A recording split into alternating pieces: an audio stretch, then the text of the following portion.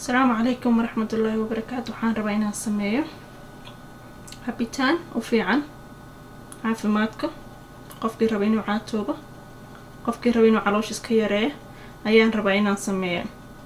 marka waxaan rabaa inaan ka sameeyo spinach, hal xabo moos ah iyo hal xabo cambe ah iyo hal caag oo biyo ah.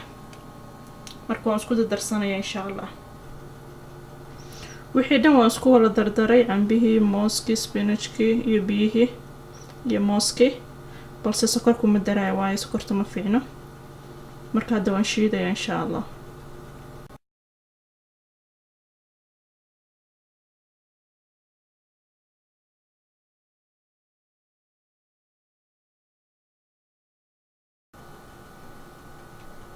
okay, hadda waan tusaya marka.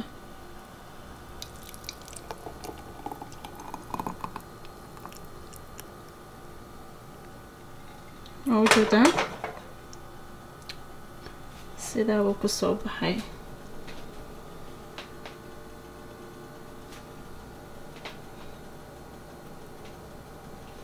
السلام عليكم ورحمة الله وبركاته.